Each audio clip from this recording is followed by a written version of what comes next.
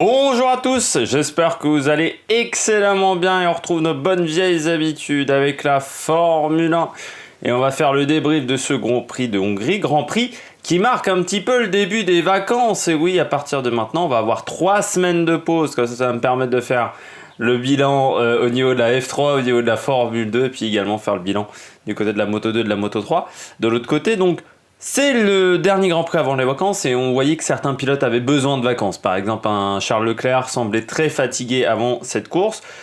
Ce Grand Prix qui est arrivé une semaine après le Grand Prix d'Allemagne, Grand Prix magnifique du côté de Hockenheim. Si vous n'avez pas vu le bilan, c'est le moment de le voir.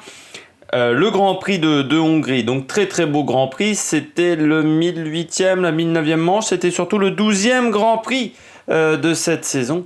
Et c'est l'heure de faire le bilan de ce Grand Prix qui a été un peu moins passionnant que le Grand Prix d'Allemagne, mais qui était quand même très intéressant au niveau des stratégies.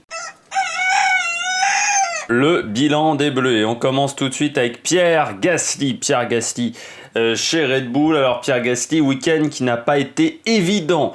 Pourtant vendredi ça semblait aller pas trop mal pour Pierre Gasly, il était dans la dynamique qu'il avait réussi à avoir du côté du Grand Prix d'Allemagne où il avait fait une bonne qualification, on se souvient sa 4e place sur la grille de départ, ça avait été un peu plus compliqué ensuite en course. Et bien là, vendredi ça allait plutôt bien, pas trop mal, il était pas trop loin de Verstappen. Par contre, samedi, il faut le dire, pas de rythme. Beaucoup de mal en qualification. En Q2, il passe quand même pas loin de se faire éliminer.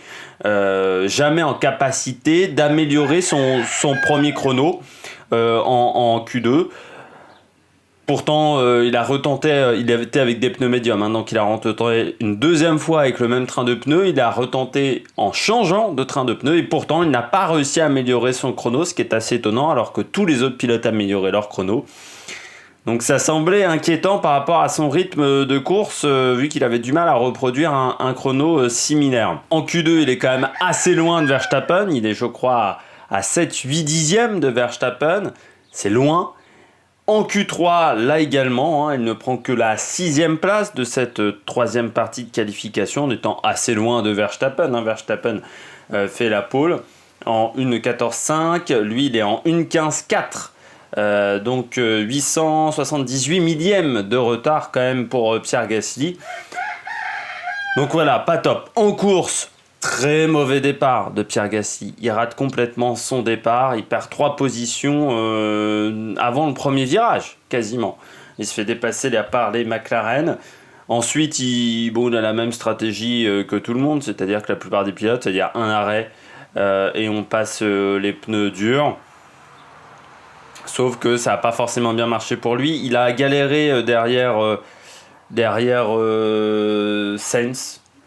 Il a galéré également derrière Raikkonen pendant très longtemps. Et à un moment, je me suis dit, Bottas va peut-être réussir à le dépasser.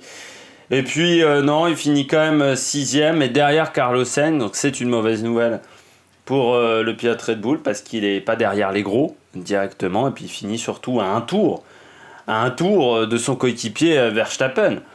C'est dire l'écart de performance qu'il y a eu ce week-end entre les deux pilotes. C'est inquiétant ce week-end de course pour Pierre Gasly, parce que on commence à s'impatienter du côté de chez Red Bull. Autant Christian Horner, c'était le coureur cycliste. Christian Horner a été plutôt patient avec lui jusque-là, mais là ça commence à être compliqué. Il l'a indiqué, il attend beaucoup mieux de Pierre Gasly. Il trouve que Pierre n'utilise pas entièrement le potentiel de sa voiture. Et c'est vrai que commence à être inquiet. Il n'a pas réduit l'écart avec Max Verstappen, c'est-à-dire l'écart était d'une seconde, il s'est réduit à 8 dixièmes, à 7 dixièmes, même c'était 5 dixièmes, moins de 3 dixièmes en Allemagne, sauf que là l'écart a de nouveau grandi. Il va falloir qu'il trouve des solutions pendant ces 3 semaines de vacances, comprendre pourquoi il n'arrive pas à faire fonctionner cette voiture, parce que c'est pas la voiture qui est en cause. La voiture marche avec Verstappen, donc pourquoi elle ne marche pas avec Gasly? C'est à lui de comprendre pourquoi au niveau de son pilotage ça ne marche pas, c'est pas lui le leader de l'équipe, c'est Verstappen, donc il faut qu'il trouve des solutions. Et vite, Pierre Gasly, sinon il ne fera peut-être qu'une saison chez Red Bull. Deuxième pilote français, Romain Grosjean avec As. Week-end compliqué encore pour Romain Grosjean. Bon, autant en Allemagne, ça s'était plutôt, il s'en était bien sorti, hein, en prenant 8 points, ce qui était sa meilleure perf de la saison. Bonne qualif, bonne course. Là en qualification, ça marche bien pour Romain. Voilà, qui est en Q3, qui passe en Q3, vraiment performant, plus performant que son coéquipier, qui est éliminé dès la Q2, Magnussen. Romain, bonne qualification. Le problème pour Romain, c'est que la Haas est toujours aussi particulière. Elle est très difficile avec les pneus, c'est-à-dire que selon à 1 degré près, vous pouvez avoir une voiture qui a énormément d'adhérence et puis 2 degrés de piste moins importants. Et la voiture ne marche plus du tout. Déjà, entre la Q2 et la Q3, il est moins à l'aise en Q3, on le sent, Romain Grosjean. Donc, ce souci-là n'a pas été réglé sur la Haas. On rappelle qu'on est toujours dans cette phase où on essaye d'avoir des données entre la version avec toutes les évolutions, la version C, et la version A, c'est-à-dire la version de Melbourne avec sans évolution. Romain Grosjean à la version A, Magnussen à la version C. Il semblerait qu'en Hongrie, la version C est un peu mieux marché parce qu'elle a un peu plus d'appui que la version A et on sait que la Hongrie est un tourniquet, donc il faut des appuis. C'est pas top en course. Il finit très très loin en course, devancé par Magnussen. Voilà, il finit, il abandonne même, voilà, j'avais oublié qu'il avait abandonné Romain Grosjean, mais la voiture n'a pas du tout marché ce week-end. Pour le pilote français, c'est bien dommage. On cherche des solutions chez Haas, mais on ne les trouve pas. Et ça commence également à être inquiétant.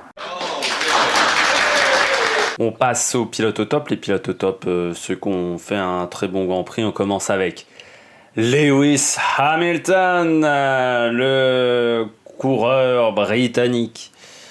Pas un week-end forcément facile pour Hamilton, pas un week-end facile pour Mercedes. Mercedes était dominé par Verstappen.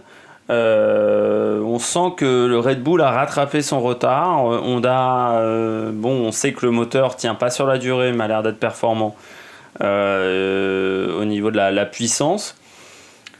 Hamilton en qualification, ça se passe pas très bien. Surtout en Q3 où il se retrouve à 2 dixièmes de Verstappen et surtout à 2 dixièmes de Bottas. C'est assez rare de le voir comme ça. Par contre en course, très beau Grand Prix de la part de Lewis Hamilton. Bon départ, meilleur départ que Bottas. Pourtant Bottas qui avait été très agressif, il n'a pas hésité à lui passer devant. Ça montre que c'est le leader dans l'équipe, hein, tout simplement. Ensuite il reste un petit peu en stand-by derrière Verstappen, en rythme pur. Il ne pouvait pas aller chercher Verstappen, donc il fallait qu'il trouve autre chose. Eh bien, autre chose, ça s'appelle la stratégie. Essayer d'avoir une stratégie un petit peu différente, et la stratégie, ça a été très simple. Faire 2 arrêts, c'était culotté de sa part, mais il pouvait le faire parce que les Ferrari étaient très lentes ce week-end.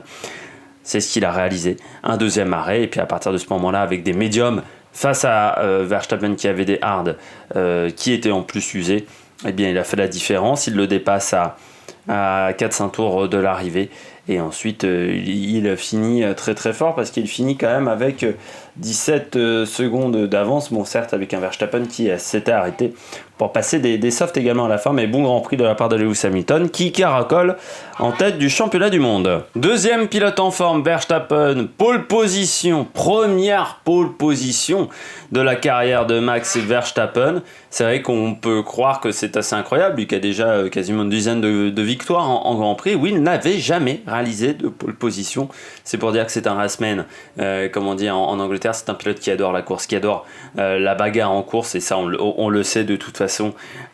C'était déjà le cas en F3 face à Ocon, où il y avait des belles bagarres entre les deux pilotes. Et bien c'est également le cas en Formule 1. Verstappen, très bon Grand Prix pour le pilote Red Bull qui n'a rien pu faire face à Hamilton, face à la Vista de Mercedes qui a pris la bonne solution, c'est-à-dire s'arrêter, et puis il savait qu'avec le tour en plus ça leur permettait d'aller devant et que Verstappen ne pouvait pas s'aligner sur cette stratégie-là.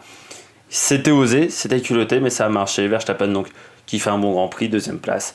Il remonte au championnat du monde. Face à Bottas, on sait que maintenant, il faudra jouer avec lui pour la place de vice-champion du monde. parce que je pense que la place de champion du monde, la place de numéro 1 semble assez difficile à aller chercher avec un Lewis Hamilton qui est toujours en très très grande forme et qui s'en sort très très bien, même quand dans des grands prix compliqués. Du côté de Verstappen, première pole position de sa carrière, il devient donc le 100e pilote à réaliser une pole position en Formule 1. C'est quand même un chiffre important, il restera dans l'histoire de ce côté-là. Et puis, par contre, ce n'est pas le plus jeune pilote de l'histoire à avoir réalisé une pole position. Autant il avait été le plus jeune à remporter un Grand Prix à 18 ans, autant ce n'est pas le cas pour la pole position.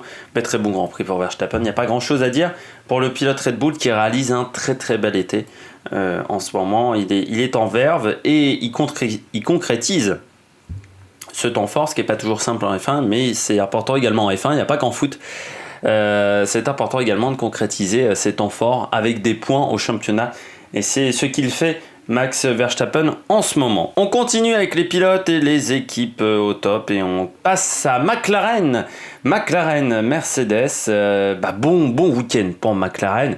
McLaren qui prend l'avance désormais au championnat du monde pour la quatrième place qui est importante, hein, la meilleure des autres équipes. Hein. On a les trois top teams, Ferrari, Red Bull et Mercedes, et c'est un peu le meilleur des autres. On pensait que Renault allait prendre cette quatrième place, ça va être compliqué. McLaren qui retrouve quand même des ailes par rapport à l'année dernière où ça avait été très compliqué pour Van Dorn et pour Alonso. C'est vrai que cette année pour Norris et Carlos Sainz, c'est très bon. Bon week-end pour Carlos Sainz, malgré des qualifications où il est encore un petit peu en retrait face à Lando Norris. Lando Norris très fort en qualification, le pilote anglais qui lui colle encore quelques centièmes, 60 centièmes, un peu moins de 60 centièmes. Pour Carlos Sainz de retard par rapport à Lando Norris. Par contre en course, lui aussi c'est un raceur, Carlos Sainz. Cette saison on s'aperçoit il n'est pas toujours bon en qualification, des fois éliminé en Q2, Carlos Sainz. Par contre en course il est très performant, il arrive souvent à faire top 8, il est régulièrement dans le top 8, et là il fait une 5e place devant Pierre Gasly qui avait pris un mauvais départ. Il a résisté en course à Pierre Gasly. Or, Pierre Gasly a toujours été à un écart d'une seconde, de seconde 5 de Carlos Sainz, en incapacité de déclencher son DRS. Donc très très bonne course de Carlos Sainz. Red Bull va peut-être regretter de l'avoir laissé partir de sa filière, parce que c'est vrai que Carlos Sainz, c'est peut-être le pilote qui leur a manqué l'année dernière. Quand il a fallu prendre un nouveau pilote chez Red Bull, ça aurait peut-être été intéressant de recruter Carlos Sainz, qui n'est pas forcément le meilleur pilote au monde, mais qui a plus d'expérience que Pierre Gasly. Là, en ce moment, je pense que Pierre Gasly, la situation dans laquelle il est, c'est parce qu'il manque d'expérience. Du côté de Lando Norris, bonne qualification avec la 7e place. Par contre, en course, un peu plus difficile pour Lando Norris, et c'est le cas depuis quelques courses. Hein. Lando Norris a un peu plus de mal en course. Pourquoi ? Je ne connais pas vraiment la raison. Peut-être un peu plus de mal à manager les pneus avec la voiture, contrairement à Carlos Sainz, qui a l'air d'avoir réussi ça, mais un Grand Prix pas mauvais du côté quand même de Lando Norris, qui prend encore des points, qui est, je crois, premier rookie au championnat du monde devant Alex Albon, et il finit encore devant Alex Albon. C'est pas mal pour le coureur britannique. On finit avec ses top pilotes avec Raikkonen. Rapidement, Raikkonen éliminé en Q2, voilà, avec un temps assez non, pardon, pas éliminé en Q2. Il était passé en Q3, mais il n'avait pris que la 10e place, assez loin, par exemple, d'un Lando Norris, hein, quasiment 3 dixièmes, ce qui est quand même loin. Dans ce milieu de tableau, on sait que ça se joue à quelques coups de centièmes, donc c'était quand même assez loin. Kimi Raikkonen qui devance encore Giovinazzi qui est en pleine galère, on reviendra dessus. Raikkonen, bon Grand Prix, 7e place en course. Il a bien manœuvré face à Pierre Gasly, il a mis en difficulté Pierre Gasly qui n'arrivait pas à le dépasser pendant un grand moment en course. En fin de relais, c'était un peu plus difficile avec une Alfa Romeo qui peut-être a un peu plus de difficultés avec les pneus, use peut-être un peu plus ses pneus que la Red Bull. Mais voilà, bon Grand Prix de Kimi Raikkonen qui finit devant Bottas. Ça, c'est également une satisfaction du côté du pilote finlandais. On sait que les deux s'entendent pas forcément très bien. Il y a un peu une concurrence entre Raikkonen et Bottas. Ça date de l'époque où Bottas était chez Williams et Raikkonen chez Ferrari. Il y avait eu des petites mésententes par exemple sur un Grand Prix de Russie. Donc bon Grand Prix de Raikkonen, on attend qu'il réitère ça avec l'Alfa Romeo qui a l'air d'être un peu mieux depuis quelques Grands Prix. Aussi chez Alfa Romeo, on a peut-être apporté des améliorations qui font du bien à la voiture, qui avait un peu du mal à tourner en début de saison, qui avait l'air d'être un peu mollissonne à conduire. On passe aux équipes où c'est pas top, ni trop mauvais non plus, c'est moyen, c'est bof. On commence avec Bottas. Bah ouais, en dommage, bonne qualification pour Bottas, première ligne. Il se rate un petit peu au départ, surtout au freinage du virage 1. Il essaye ensuite d'amener Hamilton vers l'extérieur, mais Hamilton gère bien au virage 3. Et puis ensuite, il n'a pas de chance. Leclerc le percute et casse son aileron avant. Ensuite, ça a été une course difficile pour Bottas. Une course contre la montre, à tenter de remonter dans le peloton. Et on sait qu'avec la Mercedes, c'est pas facile. C'est pas la meilleure voiture pour faire ça. Donc Grand Prix compliqué pour Valtteri Bottas qui finit quand même 8ème du Grand Prix, mais qui perd des points pour la bagarre pour la deuxième place, qui perd des points pour le championnat de toute façon face à Hamilton, mais qui perd des points également face à Max Verstappen qui remonte au classement, et l'écart n'est plus que de 7 points entre les deux pilotes. On fera un point de toute façon au niveau du championnat entre les deux pilotes, mais voilà. Déception du côté de Bottas quand même, mais ça aurait pu être pire parce qu'il aurait pu finir en dehors des points ou avoir sa course complètement ruinée. Malgré tout, dans sa bagarre en interne face à Ocon qui est le 3e pilote, on rappelle, chez Mercedes, c'est quand même pas top. Ça plus son erreur à Hockenheim commence à faire beaucoup pour Mercedes qui pourrait réfléchir, qui va réfléchir de toute façon. On sait que la décision va être prise pendant cette période de vacances, mais il va peut-être décider d'attendre encore un peu avec Bottas. Après Bottas, de toute façon, s'il était on va dire dégagé par Mercedes, trouverait une place chez Red Bull peut-être. Ça pourrait être la clé, peut-être le remplaçant de Pierre Gasly chez Red Bull ou chez Renault également, à la place d'Hülkenberg, ou chez Force India, à la place d'un certain Lance Stroll qui n'est pas forcément au top, ou d'un Sergio Perez. On passe à Ferrari, week-end difficile pour Ferrari. C'est un circuit qui ne leur convient pas vraiment. On savait que ça allait être dur pour Ferrari, qui a moins d'appui que les deux autres voitures qui sont dans les top écuries. Donc les voitures ont toujours été en retrait. Malgré tout, on ne s'attendait pas à ce que l'écart de performance soit aussi gros. Ils finissent quand même à 1 minute en ayant fait un arrêt ravitaillement, simplement, alors que Hamilton et Verstappen en font 2. Donc c'est dire l'écart. Avec Hamilton, il y avait quasiment un tour en fait de retard pour les Ferrari. La bagarre en interne sur ce Grand Prix là, c'est Vettel qui gagne face à Leclerc qui a encore fait une grossière erreur en qualification qui aurait pu coûter très très cher en Q1. Il n'avait pas besoin d'accélérer comme ça, comme un demeuré. Un demeuré, c'est un peu méchant ce que je dis, mais comme un malade, pour tenter d'améliorer son chrono en Q1, ça n'a aucun intérêt. Tu fais ça en Q3, en Q2, mais tu ne fais pas ça en Q1. Ça n'a vraiment pas d'intérêt. Donc voilà, ça a fait perdre un petit peu de temps, quelques dégâts sur l'arrière de la voiture quand même, qui font perdre un petit peu de performance.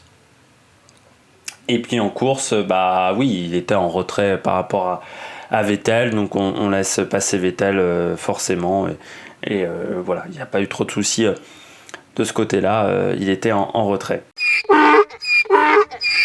On passe aux bonnets d'âne. Les bonnets d'âne, ça va aller assez vite, parce que la vidéo est déjà longue, 21 minutes. Donc on va faire rapidement les bonnets d'âne. On commence avec Renault. Renault, ça s'est très très mal passé pour l'équipe Renault. Ricciardo éliminé dès la Q1 pour Daniel Ricciardo, qui a en plus parti dernier sur la grille, qui a raté un petit peu sa phase d'envol lors de sa dernière tentative en Q1 où il a été gêné par le trafic. Donc ça, c'est une mauvaise gestion du côté de l'équipe d'avoir réalisé ça, parce que voilà, il aurait fallu le prendre en compte, qu'il y aurait du monde, qu'il y aurait du trafic et que ça allait peut-être être compliqué pour réaliser un beau chrono. Parti dernier sur la grille de départ, fini très loin également, pas de rythme pour Ricciardo. qui finit voilà, entre la Haas de Magnussen et la Toro Rosso de Daniel Kvyat. Donc mauvais week-end pour Renault. Mauvais week-end également pour Hülkenberg, toujours en retrait par rapport au top 10, assez loin en fait de ce top 10, à 5 dixièmes si on regarde les chronos par rapport à Kimi Raikkonen, le chrono en Q3 de Kimi Raikkonen et son chrono lui en Q2, 5 dixièmes d'écart, une 16.5, une 16.041, donc c'est quand même important. Et puis en course, il est en retrait par rapport à Perez, par rapport à Albon, pour entrer dans ce top 10. Jamais très performant, malgré une stratégie lambda, mais ça n'a pas marché pour Nico Hülkenberg. Toro Rosso également, week-end, bon certes un point pour Albon, mais week-end difficile pour Toro Rosso, puis Albon en a encore un peu trop fait. De toute façon, les deux pilotes en font un peu trop depuis quelques Grands Prix. Alors Albon, c'est depuis quelques Grands Prix. Kvyat, après sa belle performance en Allemagne, les deux ils sont en bagarre en fait pour prendre la place de Pierre Gasly et ils commencent à surpiloter, à surconduire, à faire beaucoup d'erreurs du côté des deux pilotes. Donc c'est dommage pour Toro Rosso parce que ça fait perdre des points assez précieux. Et puis on passe du côté de Racing Point. Racing Point là également en retrait. Les évolutions apportées sur la voiture ne fonctionnent pas depuis le début de saison. Les quelques évolutions apportées, parce qu'elles sont apportées au compte-gouttes, parce qu'ils sont un petit peu dans la même situation que Haas. C'est-à-dire que l'usine est au Canada alors que la majorité du calendrier de la Formule 1 encore se déroule en Europe de l'Ouest. Donc c'est une erreur. Ils avaient l'usine Jordan en plus, enfin l'ex-usine Jordan Force India qui était à côté de Silverstone. C'est sur la piste de Silverstone. C'est dommage de faire ce genre de choses du côté de chez Racing Point. Donc peu d'évolution sur la voiture et en plus les évolutions ne marchent pas. Après, on le savait que ça allait être difficile pour Racing Point avec une nouvelle équipe où ils ont décidé de tout changer. C'est peut-être une erreur également d'avoir décidé de tout changer du côté des Racing Point. Et puis on finit avec Magnussen. Magnussen, mauvais Grand Prix, mais c'est un peu comme Grosjean, je vais pas revenir sur les problèmes de Haas. Donc voilà, assez loin en qualification. Derrière, Romain Grosjean, lui il a été éliminé en Q2. Pourtant il était très bon en Q1. Mais il semblerait que les températures en Q2 ne convenaient pas à sa voiture. Et puis en course, il finit devant Romain Grosjean. Il y a eu un inversement de position demandé, je pense, par le directeur Günther Steiner pour éviter les collisions des derniers week-ends de Grand Prix. Malgré tout, il finit assez loin, 13e, sans avoir la possibilité de faire beaucoup mieux. On finit avec Williams. Alors, bonnet d'âne, oui, parce qu'il n'y a toujours pas de points, enfin il n'y a qu'un point pour l'équipe et bon, ils sont encore assez loin des points, malgré tout en qualification. Quel chrono sorti par George Russell en Q1 pour passer cette première partie des qualifications, ce qui n'était jamais arrivé pour Williams depuis le début de saison. Donc très très bon chrono, ça fait du bien du côté de chez Williams. Après en course, il a sorti un très très gros chrono, donc c'était un peu plus difficile. Du côté de Robert Kubica, je reviens pas sur Robert Kubica, toujours en net retrait par rapport aux autres pilotes, mais pas très loin de Giovinazzi qui a réalisé un mauvais week-end. C'est vrai que j'en ai pas trop parlé de Giovinazzi, mais j'essaie de finir rapidement cette vidéo. Giovinazzi, week-end difficile, totalement dominé par Raikkonen. On ne sait pas trop ce qui s'est passé pour Giovinazzi. Après, peut-être qu'il ne connaissait pas très bien la piste. C'est vrai qu'en F3, je ne crois pas qu'on aille du côté du Hungaroring à vérifier. Et donc, 17e place en qualification, très loin donc de Raikkonen. Et puis, très loin également en course de Raikkonen. Mauvais Grand Prix où il n'a jamais réussi à remonter. Et il finit quand même à 2 tours, derrière Russell, derrière Lance Stroll. C'est vraiment un mauvais week-end pour Giovinazzi. On va commencer à s'interroger sur le pilote anglais. Peut-être regarder ce qui se fait du côté d'un Esteban Ocon, peut-être même du côté de Bottas, du côté de chez Sauber, ou peut-être essayer de prendre une jeune pipite du côté de chez Ferrari. Mais je crois qu'en ce moment il n'y a pas trop de bons pilotes du Ferrari Driver Development en ce moment qui sont en F2. Enfin, ils font pas des très grandes performances, par exemple un certain Giuliano Alesi. Comme vous en avez l'habitude, à chaque débrief sport mécanique, cette vidéo qui est quand même un petit peu longue, on fait un point quand même sur les classements. On commence par le classement pilote. Et le classement pilote, Lewis Hamilton toujours devant avec cette victoire, 250 points avant la trêve pour Lewis Hamilton. Deuxième, Valtteri Bottas qui est maintenant assez loin de son coéquipier. Il est à 62 points de Lewis Hamilton. Troisième, Verstappen qui revient au classement, plus que 7 points d'écart avec Valtteri Bottas, et puis surtout qui creuse l'écart avec les pilotes Ferrari. Du côté des pilotes Ferrari, c'est toujours Sébastien Vettel qui est devant avec 156 points, 132 points pour Charles Leclerc. La 6e place, toujours détenue par Pierre Gasly, même si l'écart, là également avec Carlos Sainz, s'est énormément réduit ces derniers temps, avec simplement 5 points entre les deux pilotes. Kimi Raikkonen, 8e, qui lance un petit peu les hostilités pour les pilotes de deuxième partie de tableau, avec juste derrière lui Daniel Ricciardo, mais il repasse devant Daniel Ricciardo, voilà, pour 4 points. Lando Norris 10e, et puis on n'oublie pas le deuxième français Romain Grosjean qui est toujours coincé avec 8 points à la 17e place. Du côté du classement constructeur, Mercedes toujours en tête largement avec 438 points, même si sur ce week-end de course ce n'est pas l'équipe qui a réalisé le meilleur résultat. Ferrari et Red Bull font mieux par exemple. Ferrari 288 points, 44 points d'avance sur Red Bull, il profite un petit peu des performances en demi-teinte de Pierre Gasly. 4e McLaren, quand je disais l'avance est importante pour la 4e place, c'est que McLaren avant cette trêve a quand même 45 points d'avance sur Toro Rosso 5e, Renault 6e, décevant pour le moment Renault sur cette première partie de saison avec 39 points, et puis Alfa Romeo, Racing Point, Haas et Williams qui est 10e avec son tout petit point. J'espère que vous avez aimé cette vidéo. N'hésitez pas à vous abonner, n'hésitez pas à réagir dans les commentaires. Si vous n'êtes pas d'accord avec moi, n'hésitez pas à mettre un pouce bleu. Et puis, nous, on se retrouve pour de nouvelles aventures sur la Maniac Production avec la Moto Grand Prix très prochainement. Allez, ciao ciao sur la Maniac Production.